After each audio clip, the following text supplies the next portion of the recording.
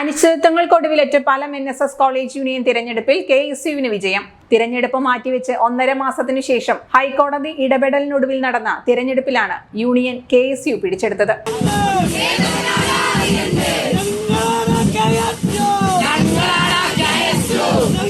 October 10 നടന്ന ഇലക്ഷനിൽ class പ്രതിനിധികളെ തിരഞ്ഞെടുക്കാനുള്ള മത്സരത്തിൽ KSUവിനും SFIക്കും 6 സീറ്റുകളിൽ തുല്യ വോട്ടുകളായിരുന്നു. തുടർന്ന് നടത്തിയ നറുക്കെടുപ്പിൽ KSUവിന് 4ഉം SFIക്ക് 2 സീറ്റുകളിലായിരുന്നു വിജയം. ഇതിന് പിന്നാലെയായിരുന്നു ക്യാമ്പസിനകത്തും പുറത്തും സംഘർഷ സമാനമായ സാഹചര്യം. തുടർന്നാണ് 9 ജനറൽ സീറ്റുകളിലേക്കുള്ള തിരഞ്ഞെടുപ്പ് മാറ്റിവെച്ചത്. പിന്നാലെ യൂണിയൻ തിരഞ്ഞെടുപ്പ് നടപടികൾ നിയമാനുസൃതം തുടരണമെന്നാവശ്യപ്പെട്ട് KSU ഹൈക്കോടതിയെ സമീപിച്ചു. 9 ജനറൽ സീറ്റുകളിലും KSU പാനലിന് 27 വോട്ട് വീതവും SFIക്ക് 24 വോട്ട് വീതവുമാണ് ലഭിച്ചത്.